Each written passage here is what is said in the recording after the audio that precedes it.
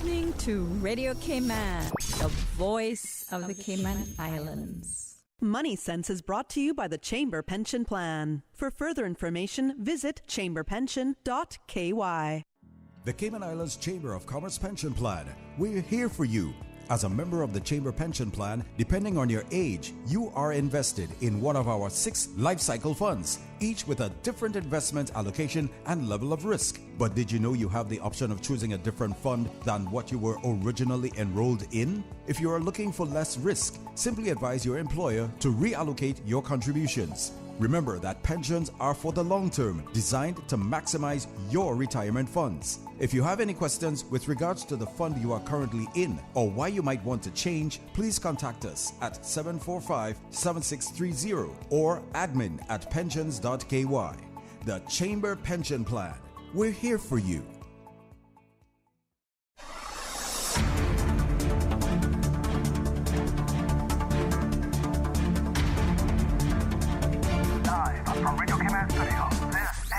Money Sense, bringing an informed financial perspective to the Cayman community.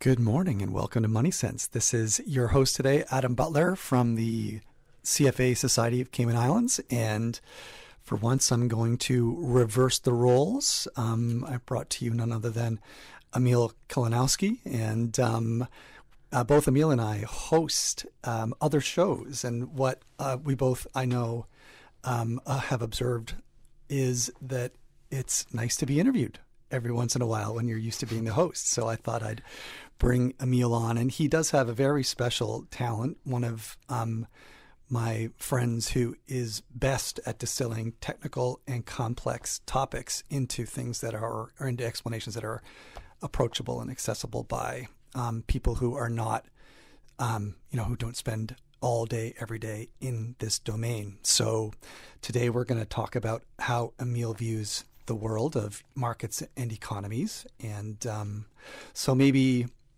probably many listeners understand that Emil views markets and economies through the lens of the global banking system. The global banking system is central to what happens in markets and the economies, and it sort of starts and ends there. But I think many people are a little bit confused as to how the global banking system does play such an important role. So I thought we might start there, and you could help to explain that for us.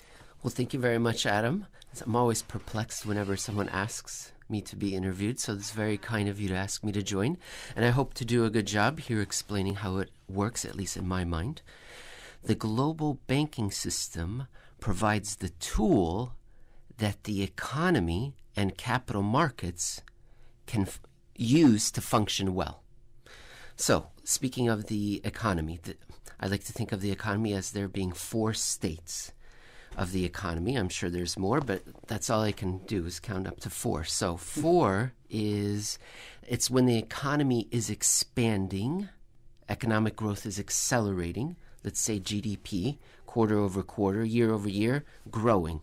That's one state.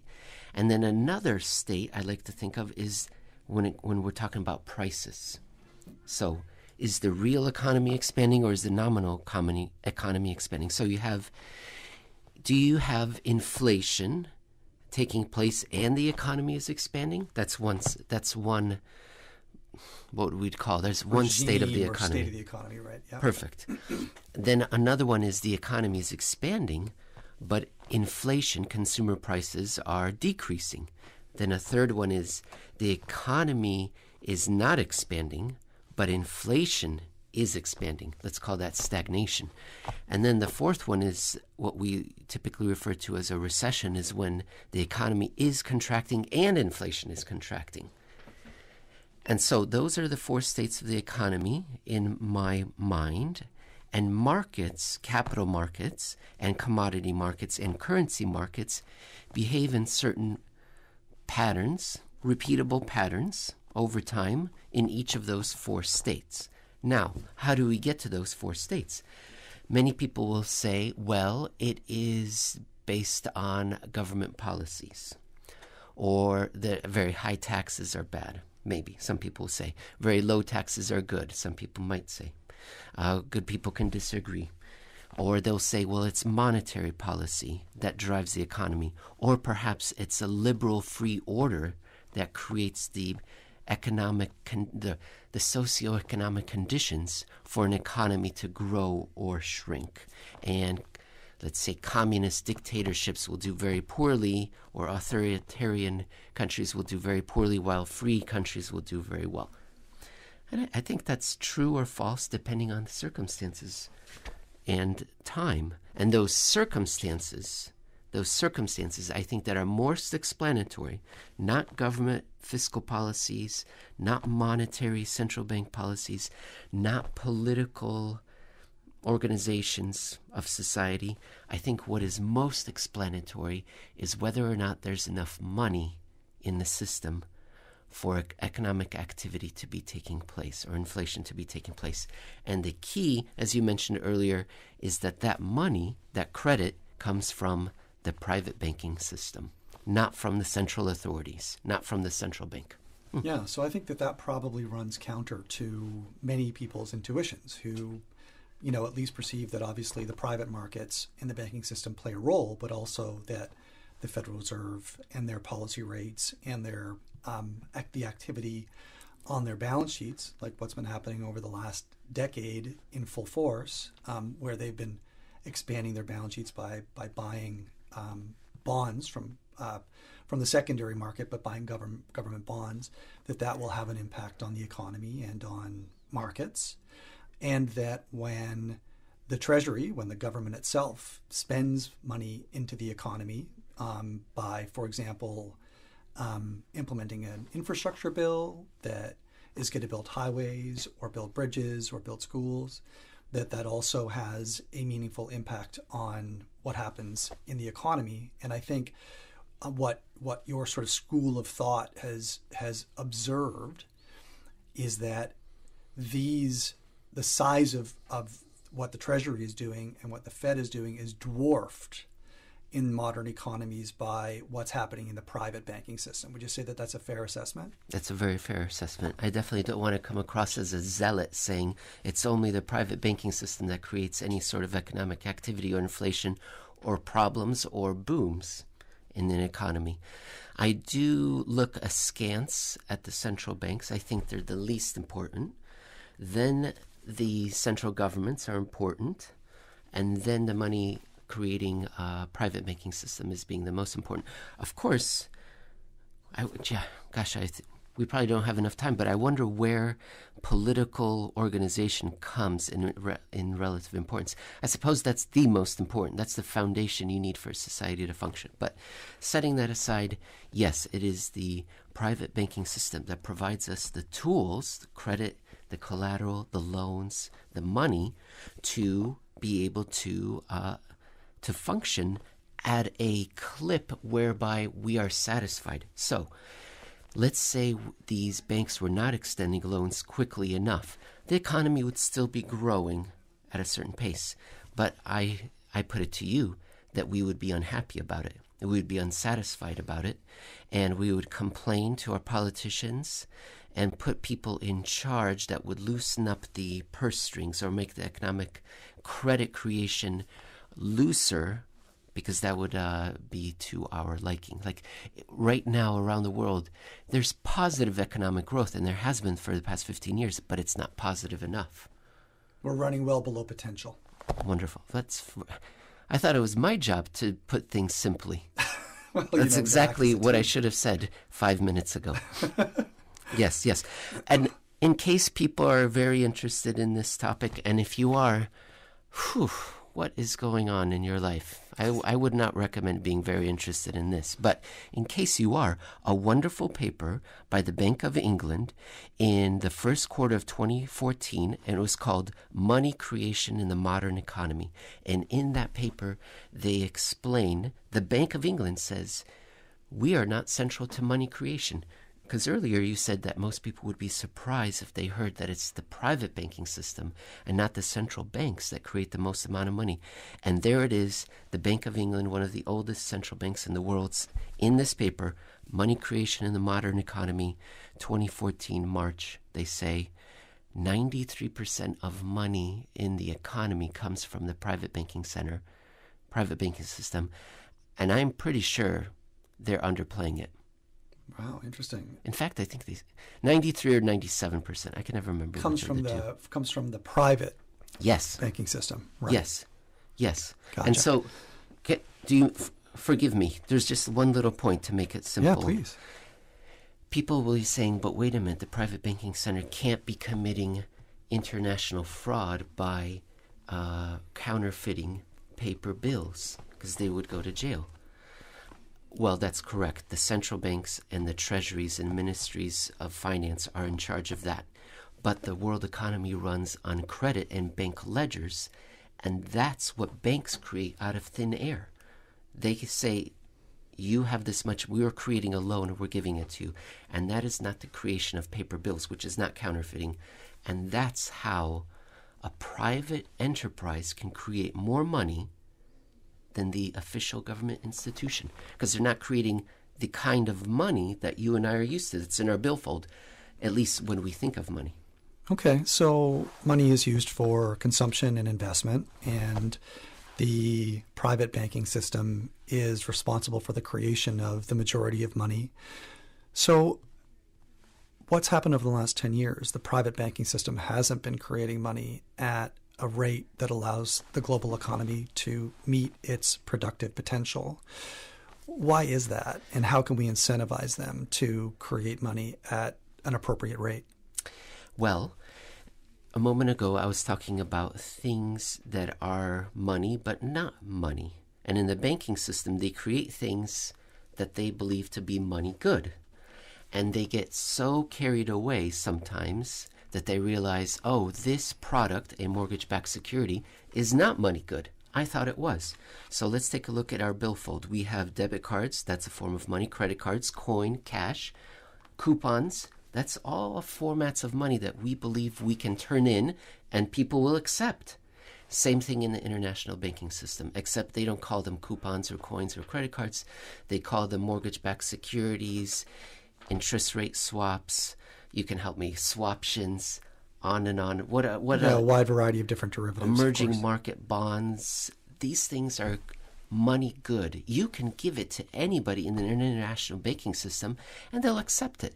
Maybe a little bit of a discount, okay, because it's a third world country bond, right? Like Argentina, Venezuela, or Canada. I can't help but make fun of Canada. It's so early. But so in 2007, the banks realized, whoa. This is not money good, is it? This mortgage-backed security.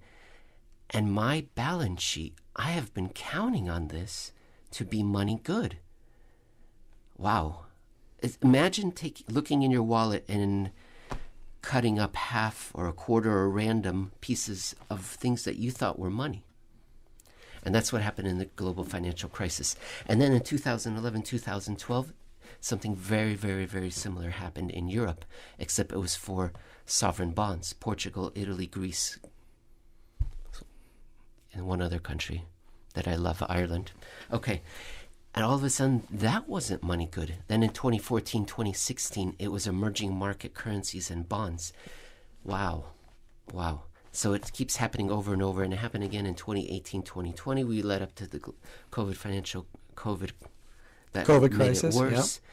And basically, over the last 10, 15 years, to answer your question directly, is that banks have realized that things that were on their balance sheets are not money good, and their risk perceptions have increased steadily. They've escalated. They've ratcheted up every few years, and their risk perceptions are up. Therefore, their return demands are up. Those return demands cannot be met. Therefore, they do not want to expand their balance sheet to the rest of the world.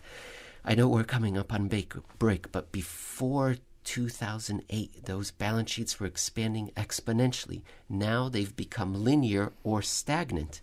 And so the global economy has not been growing at the rate that it could be if the global banking system was in better shape and or seeking an appropriate amount of risk on their balance sheet in terms of investment. Okay, we do need to break now, and we will come back after the break and talk about where we are in the current cycle. The Cayman Islands Chamber of Commerce Pension Plan. We're here for you. The current pension holiday is set to expire September 30th. Employers and employees will be required to recommence the legally specified pension contributions effective with October earnings. If you have any questions or concerns, please visit our website at chamberpension.ky or contact us at admin@pensions.ky. The Chamber Pension Plan, representing large and small employers in all sectors of Cayman's economy. Money Sense, the only personal finance radio show in the Cayman Islands, hosted by Simon Caudry from the CFA Society Cayman Islands. This is Money Sense. All right, welcome back to Money Sense. This is Adam Butler. I'm hosting today, and I'm pleased to host my friend and swimming partner, Emil Kalinowski, and we're talking about the global money system. And we just sort of completed a segment where we finished on a note about how global banks have been behaving differently since the 2008 global financial crisis and the 2013 European, what we sometimes call taper tantrum. And I want to talk about what governments and or the private sector might be able to do in the current environment, and maybe what they could have done, 10 years ago, to perpetuate the type of money growth that might have been required to allow the global economy to track its potential. And it clearly didn't, and we've been running below potential, and now we're running, I think you would argue, pretty close to stall speed on the global economy. So what can be done here? What can be done by governments, by central banks, and by the private sector in order to maybe allow us to whistle past the graveyard here and emerge with a soft landing and maybe better growth potential? Are you referring just to the upcoming recession this year, the next coming? Are you referring to just that, or are you just talking in the big interest picture? of time? Let's talk about where we are at the moment and what might be done and what's not being done and what some of the consequences might be. Well, after Corona, we had a reflation, but not a full recovery. We never, we haven't re-achieved that growth rate, that expansion that would be sustaining, self-reinforcing that we saw before Corona, which was already very weak in my opinion. So, and now, for the last year and a half, let's say since February of 2021, there have been signs that the economy has been, that the markets, the money markets, and the economy has been putting more chips into the center of the table that there will be a recession, little bit by little bit over the course of the last year. And they pushed a lot more chips with the invasion of Ukraine by Russia, and therefore the blow up in commodity prices, and especially oil. So a lot of stress, but it wasn't just that. It wasn't just the war, but it was escalating. And now they've put more chips, and they're putting even more and more chips into the center of the table. It seems very likely we'll have a global recession. And so what can be done about that? Am I a fatalist? Am I a nihilist? I would say nothing. Nothing. What can be done about it? The authorities can come out and be honest about it and say, yes, we believe that there's going to be a slowdown, likely a recession. This is likely out of our control. Can politicians do that? Adam, that's what I would want them to say this is out of our control and we're having a slowdown, and the things that we have been doing over the past 20 years, 15 years, have not been working. So here's what we can do that's new. We investigated this briefly during the Corona crisis, and that was giving credit to the private banking system. No, telling the private banking system that we, the government, will guarantee loans to the private economy. That's something new. That was a temporary program, and they stopped it. They could also implement programs they haven't done before, and then the liberals that are listening to this will love it, and the conservatives will be driving over to bang down the doors and pull us off there. But maybe they could do modern monetary theory. Maybe they could do universal basic income. These are things that don't agree with me politically. That's fine.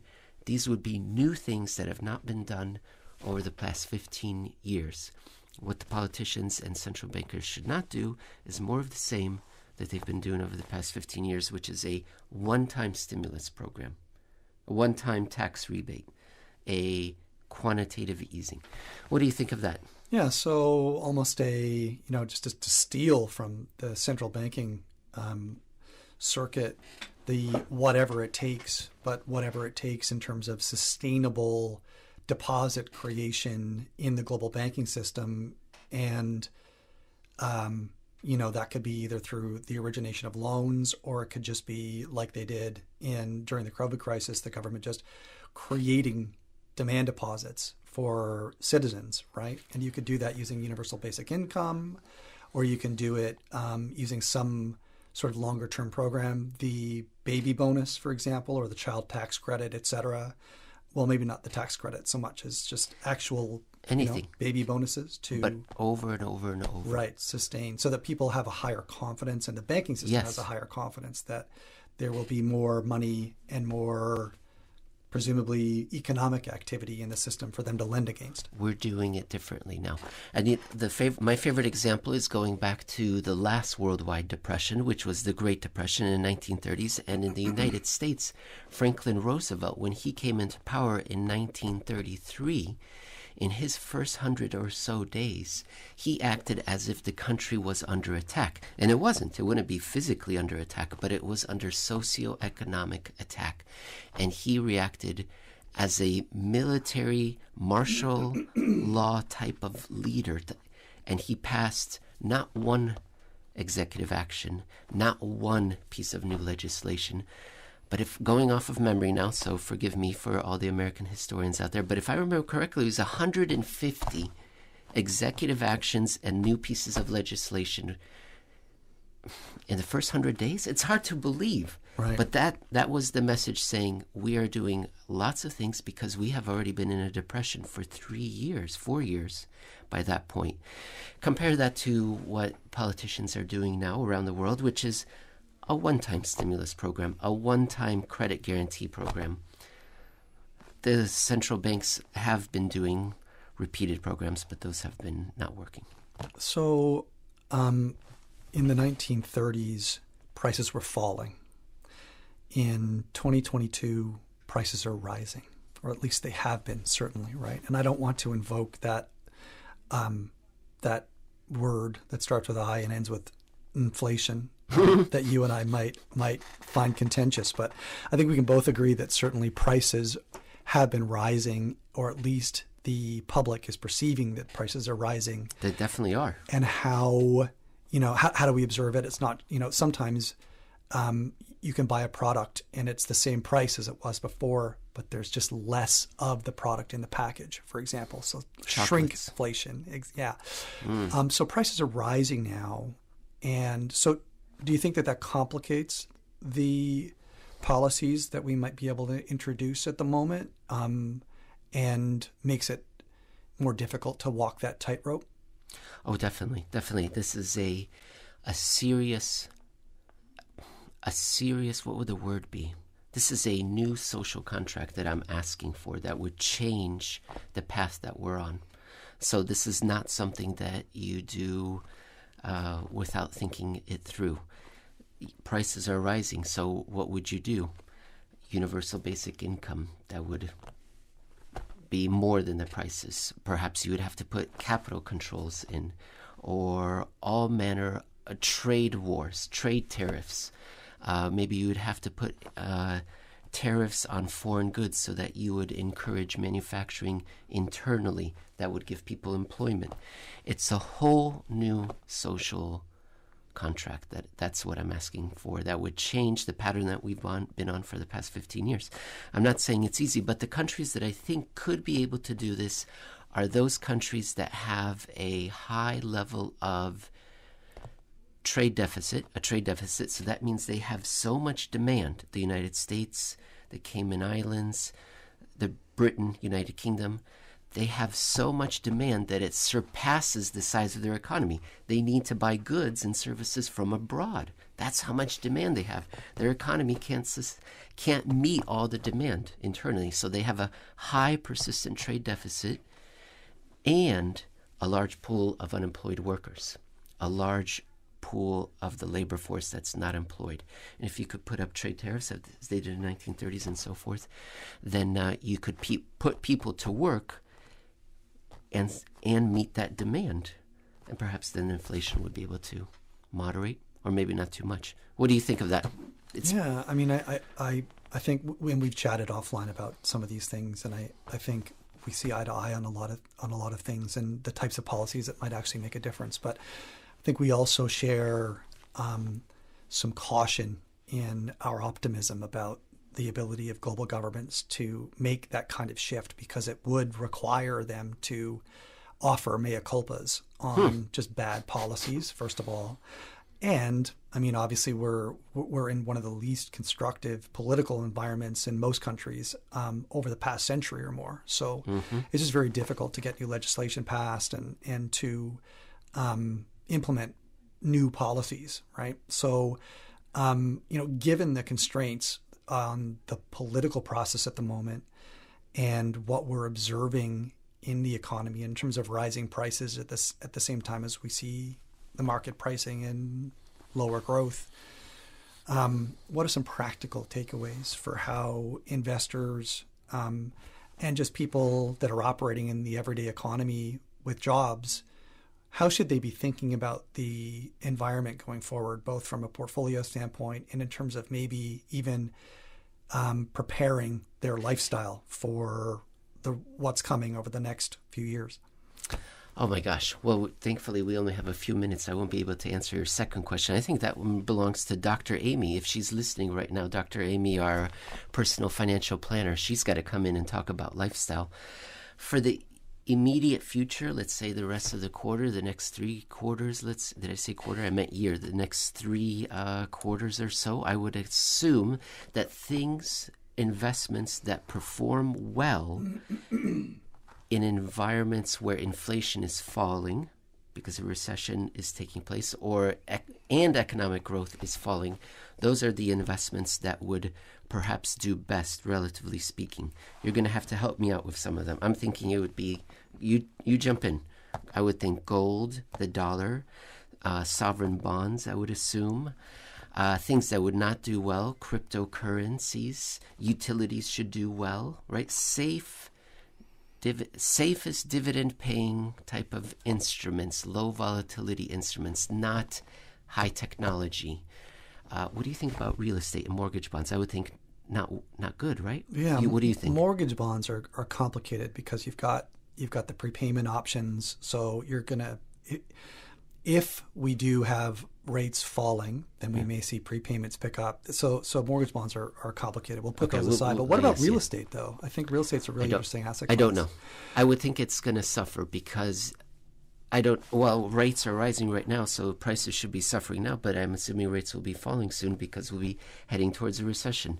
I don't know. I'm going to pass on that one. Yeah. I mean, all things equal, you'd think that the thing about real estate right now is that real estate is mostly backed by a huge mortgage, right? I mean, if you go back to the 1980s, which is sort of the last time we had the early 1980s, the last time we had a major housing price correction. I guess we did in 1990 as well, and for the U.S. in the mid 2000s. But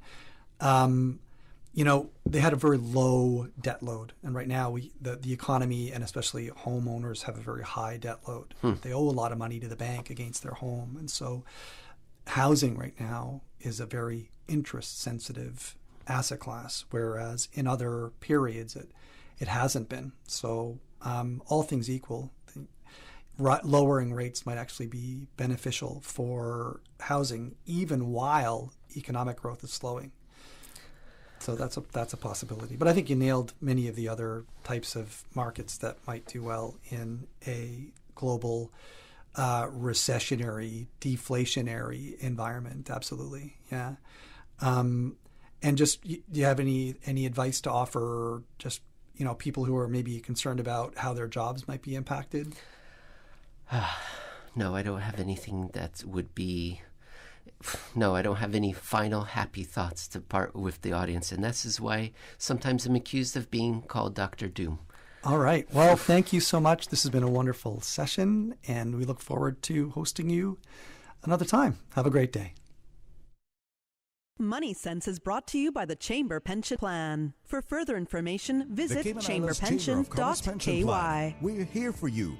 As a member of the Chamber Pension Plan, depending on your age, you are invested in one of our 6 life cycle funds, each with a different investment allocation and level of risk. But did you know you have the option of choosing a different fund than what you were originally enrolled in? If you are looking for less risk, simply advise your employer to reallocate your contributions. Remember that pensions are for the long term, designed to maximize your retirement funds. If you have any questions with regards to the fund you are currently in or why you might want to change, please contact us at 745-7630 or admin@pensions.ky. The Chamber Pension Plan. We're here for you.